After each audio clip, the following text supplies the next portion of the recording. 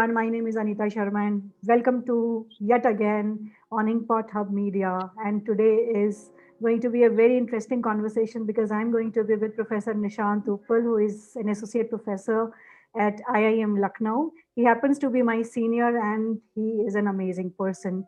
He has written a lot of books, a lot of research papers, and indeed his experience is superbly amazing. And let's welcome him. Professor Nishant Uppal, I'm very honored and delighted to have you on INKPOTHUB Media. Thank you so much for accepting my request. And you have been my senior at IIM Indore. And I really want to know your experience a little about IIM Indore as well as after IIM Indore, how your journey evolved over a period of time or in these last, I think, 7 years, because you graduated in 2013 and yeah, this is 2021. So how your experience has been so far? First of all, thank you, Anita, for providing this platform. And I must say, thanks to you for overly humbling introduction that you have done. I don't know whether I deserve that kind of introduction or not. But yeah, I graduated in 2013. And the second point that you mentioned a couple of times in the introduction, that I am your senior, puts me in a bracket of age that tells others that, yeah, Anita is much younger than me, which I definitely agree. So research is age neutral. It's about the year we are graduating. That is it. So I graduated in 2016. You graduated in 13, 3 years senior. That ways. Yeah. So, Anita, it has been a very fascinating period for me during PhD as well as afterwards. To share with you, my choice of joining a PhD program was a lucky coincidence. Somebody motivated me, and luckily I got admission, which is in a nearby town to my home. So I'm from Bhopal, and I got admission in Indore. So that was a blessing in many ways. But I'll more share with you about my journey at IIM Indore and how my research shaped. So at IIM Indore, the first year, as you know, is common between PhDs and postgraduate MBA students. And IIMs usually follow case-based pedagogy. I'm currently sharing with you some facts, and then I'll connect all of them. And also have grades for class participation. So first year is common, and they have case-based pedagogy, and there is a grading for class participation. And with about 80% super intelligent postgraduate students, not 80%, rather 80 in absolute number, because our class was of 90 or 95 students. And there were fairly younger students than me, and I was about 10 years older to them. However, I had an edge over them with my decade of corporate experience, especially in class participation, that required us to dissect and analyze the corporate cases. Anita, my class participation was graded superbly, yet my final scores were laughable. And what intrigued me was the discrepancy and extreme inconsistency between my grades in class participation and written exams. So that was the first academic worry, which turned out to be my thesis research question as well. So I investigated the relationship between, thesis means the relationship between variables. So I investigated the relationship between corporate experience and academic performance. And then juxtapose this later on the relationship between work experience and job performance as well. Now, Anita, during this investigation, another fascinating variable emerged that I found to be my calling, and I tried to find the relationship between experience and performance. And I discovered that individual personality characteristics such as propensity to work hard, sincerity, degree of anxiety, etc., also influence job performance, and sometimes even compensated or complemented the job performance and experience. So, for example, if there are two medical practitioners with same pedigree and prodigy, they will perform differently according to their personality characteristics. This is something which is easily fathomable, but the opposite is true as well. So two medical practitioners with comparable personality characteristics with different years of experience will produce different results. So you see, your choice of going to a medical practitioner has multiple variables into it before you finalize them. So since I have been researching in the field of personality and performance, more recently, and for past 5-6 years, I ventured to study an interesting personality traits such as narcissism Mm. and Machiavellism and psychopathy, which are negatively connoted personality traits, and I try to study positive effects on it. Mhm. Indeed, all my recent publications circle around the same, that negative personality traits such as narcissism and how does it help the people perform better. So this was So about my research. I have a couple of questions on these two aspects later, but I would like to know, like, you have written close to 5 books after your FPM, and some of them are directly related to HR and analytics and all. But two books really caught my attention, which is Duryodhanization and Narcissus and Machiavelli, learning leadership from Indian prime ministers. Kind of very interesting. These are very interesting topics and attractive titles, actually. So, first of all, I would like to learn about this book, Duryodhanization. What does that book contains? Because I recently happened to watch Mahabharata, and we try to relate Duryodhan with a negative connotation. He's a villain. So, what is your perspective on today's manager or Duryodhanization? What does this book talk about? Okay, so as I just said that I started studying the effect of negative personality traits with the positive performances. Mm-hmm. And then the idea is struck that where do I find these negative traits more easily? And then Mahabharata is full of this epic is full of nuances that the people can learn from their personal lives as well as professional lives. So I have always been fascinated with Mahabharata as a book, and I have been reading it repeatedly. So it is an unending book. For example, probably I am even now reading it, uh, possibly 20th or 21st time. Wow. It's just ongoing learning from that book, and the perspectives are very, very fascinating and exciting. Mm. So, Duryodhanization, as the name suggests, which is has its meaning apparent in the title of the book, are villains born, developed, or made up? So, the full title ends here. It's a classic debate, Anita, and still remains unresolved whether the leaders are born or developed. Mm. Typical nature and nurture debate. Mm. While it remains unresolved, I add another complexity by reckoning a third tangent: if sometimes the villains or the leaders are made up as well, Mm. and possibly mere the projections by some other entities. So I use Duryodhan as stalwart in my book and showcase that possibly Mahabharat's interpretations are lopsided and assassinate Duryodhan's character more brutally than it possibly deserves. Mm. Some elements of Mahabharata are also equivocal in presenting Kauravas and Pandavas. Mm. Same behavior has been presented in different light. Mm. If you allow, I would like to show you an excerpt screenshot from my book where I present family tree, where you will observe a stark differential treatment given to Kauravas and Pandavas. So, okay, so the screenshot describes very briefly that how the family trees work. Mm. So there are several relationships that emerge in Mahabharata, especially if you start tracing the pedigree of Kauravas and Pandavas. Mm. So Duryodhan is, everyone knows, son of Gandhari and Dhritarashtra. Mm. Dhritarashtra comes from Ved Vyas, and Ved Vyas comes Yeah, from yeah, Parashar. yeah. Satyavati, Gandhari comes from Gandhar. So there Mm. is a pedigree which is notable and distinctly mentioned for Duryodhan in Mahabharata. Mm. But then if you start tracing Yudhishthir, Bhim, Arjun, and Nakul and Sahadev's pedigree, you get stuck somewhere. Mm. So you actually don't know who are the parents of Yudhishthir, Five. Arjun. No, so what is the problem here? I'm not concerned about their pedigree. My problem is, you see, there is no clarity on Mm. pedigree of Pandav.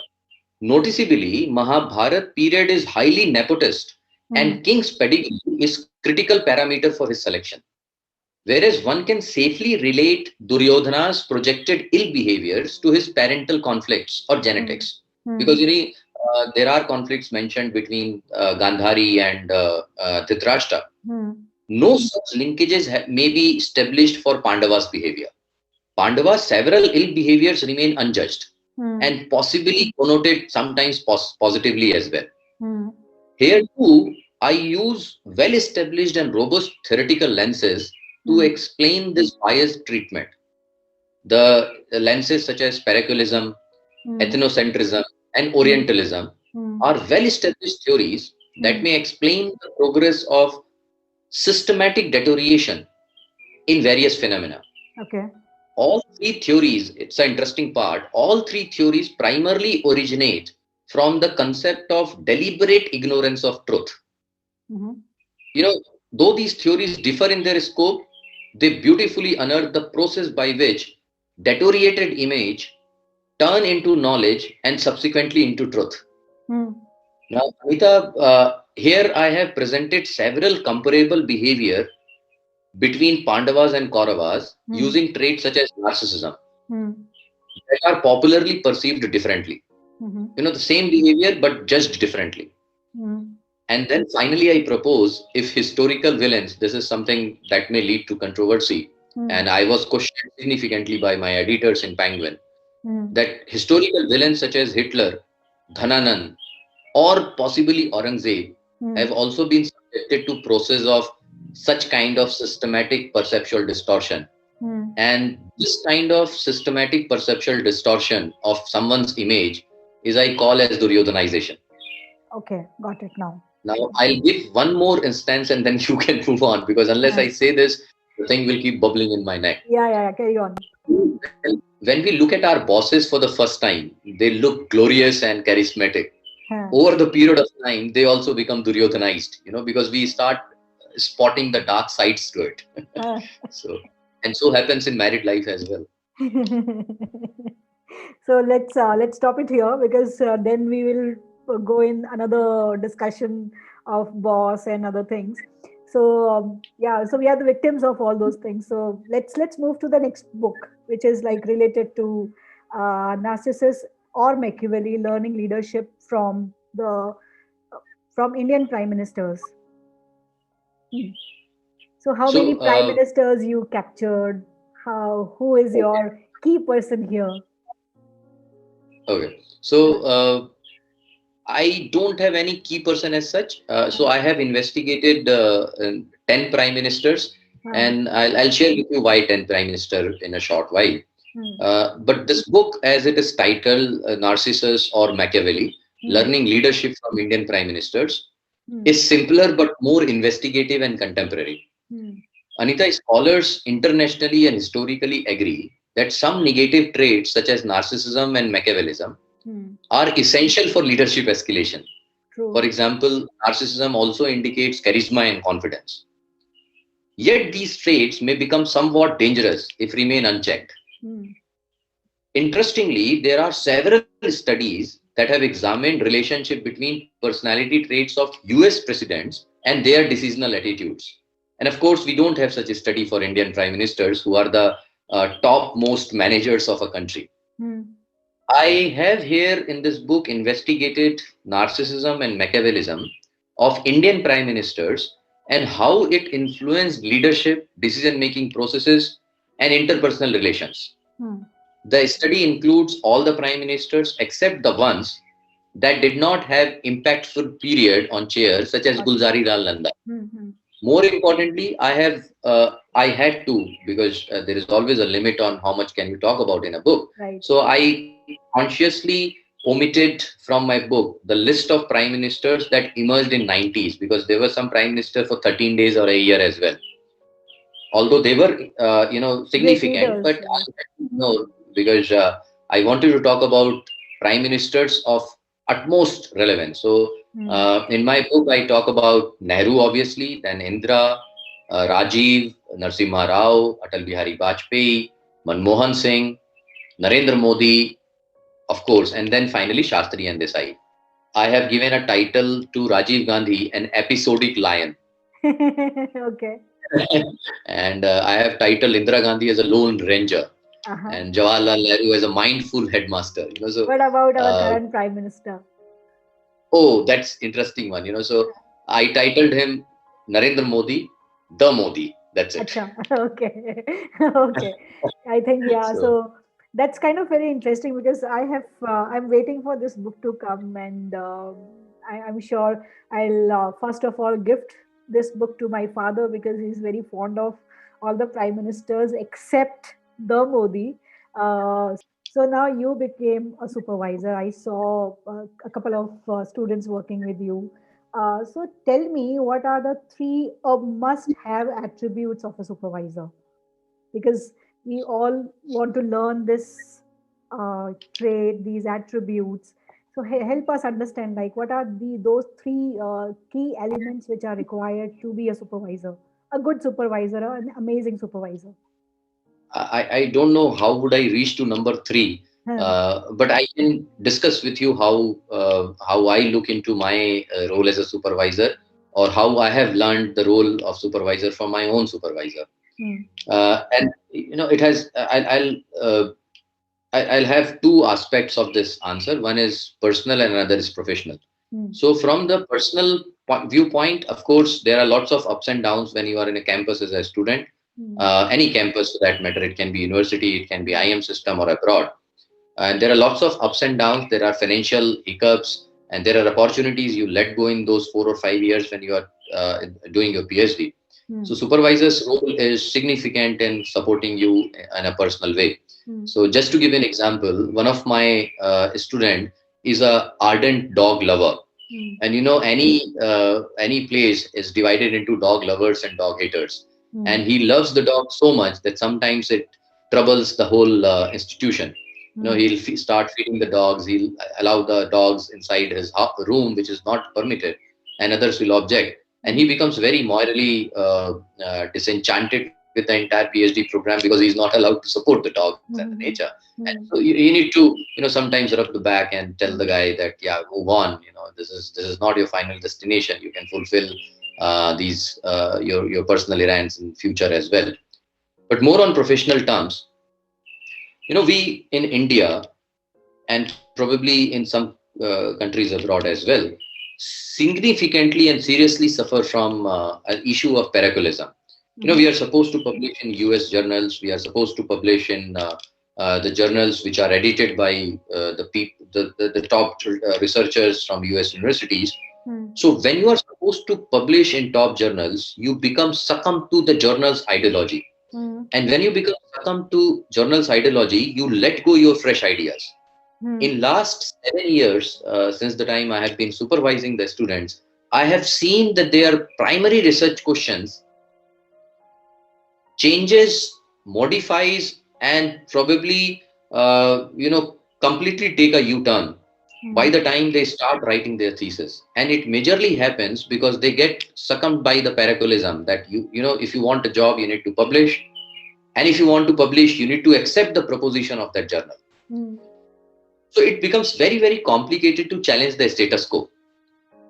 So the role of the supervisor, while hypocritically, the supervisor in a safe position, I am in a permanent job, and I have to motivate my students that do something which goes beyond the parochialism and the boundary conditions created by the top journals. Hmm. So you sometimes have to refute what the top editors have done. If not immediately, I need to at least prepare them once they become independent researcher.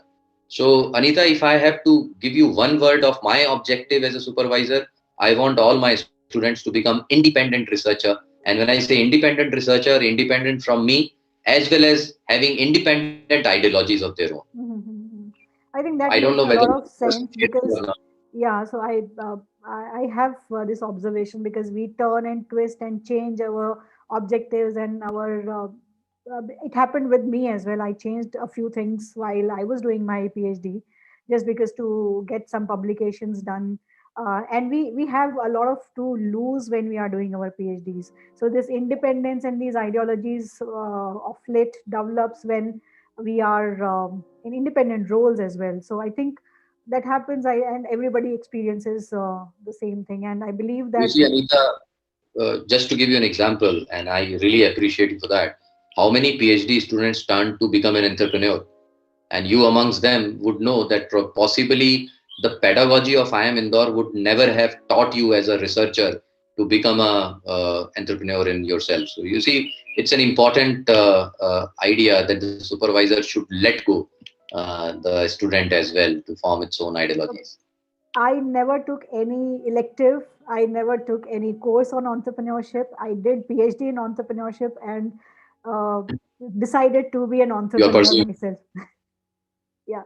So This is an one interesting thought. interesting Yeah. question which I have, I actually saw your profile, which has a few interesting observations because I've seen Hindi as a language is kind of genetic in you. Your father used to write, your mother writes. Do you plan to write something in Hindi in the coming times? Anita, this is actually interesting and very close to my heart. Huh. Uh, yes, I studied in Hindi medium, state board, RSS driven Saraswati Vindya Mandir from Shadol, Madhya Pradesh. Uh-huh. Look at the information that I provided. Hindi medium, state board, RSS driven Saraswati Vidya Mandir. So indeed, in our school, we used to call Bhaiya and Didi to other genders, Hmm. Bhaiya and Behan. Hmm. And our lady teachers were not called as ma'am. We used to call them Didi. Hmm. And male teachers, we'll call them Acharya ji. Hmm. So it was absolutely Hindi school. And my first exposure to an English class was my first year in my college, Hmm. when complete 1 hour 15 minutes was spoken by a teacher in English. And I was so enthralled. It was difficult for me to first understand what he's saying. And then it was unfathomable to me that an Indian can speak for 1.5 hours continuously in this language. Hmm. So, yeah, it was an evolving period for me. But let me share this with you that Hindi has remained very close to my heart. Irrespective of what is my language when I read and Hmm. write, I believe I still think and ideate in Hindi. I will certainly want to publish in vernacular and also try to translate my work in Hindi in some point in time.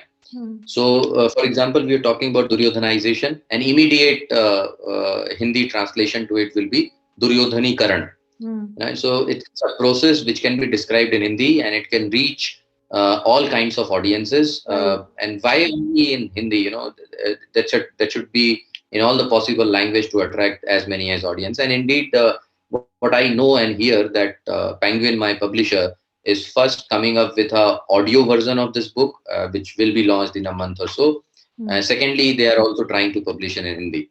Wow. So publishing in Hindi is complicated, Anita, because if you publish in Hindi, it remains limited to a particular nation or a particular set of people.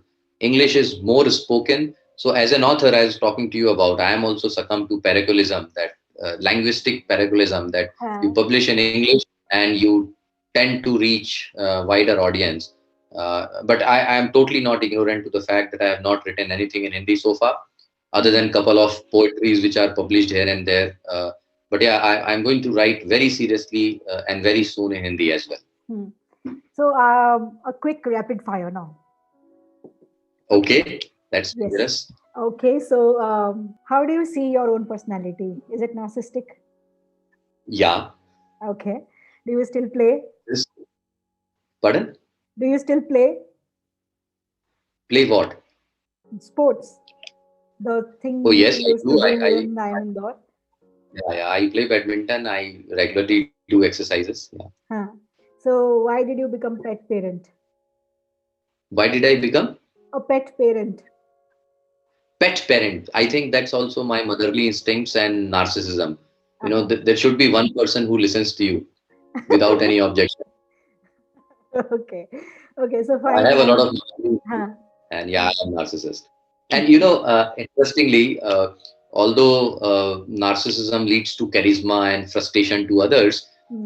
but those who are narcissists, and because I read a lot in this regard and I've been publishing, I know that those who are narcissists are very optimistic in nature, and those who are optimistic in nature usually look into the life positively for current times and the futures, and Hmm. therefore they exercise.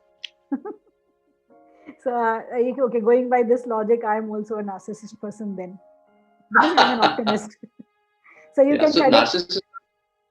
narcissism exists in everyone. If narcissism is missing, then the person has questionably low and tanked self-esteem.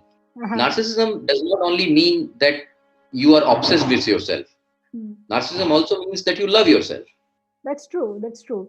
It's just And that as I if said, yeah. as So I said, narcissism has shown. a propensity for leadership escalations. So you would find the degree of narcissism present in all the leaders in the world. Do you want to give any last, passing uh, motivational suggestion to our young potential research scholars? That's a big responsibility. I'll try my hands on it, Anita. See, to the researchers, I would only say that the research work done for meeting merely professional obligations and performance criteria is never sustainable. One should remain honest to phenomena that excites one the most. I can publish paper and books as I remain focused. Hence, to budding researchers and authors, I would only advise to find the research interest and stick to it. Both challenging yet rewarding, and more importantly, fulfilling. So as I say, that become an independent researcher, don't fall prey for parochialism forever. You can fall prey for it for an initial professional growth, but don't remain stick to it, become an independent one. And thank you once again for sharing your thoughts and views on different aspects of life. Thank you, Anita, once again. Press the bell icon on the YouTube app and never miss another update.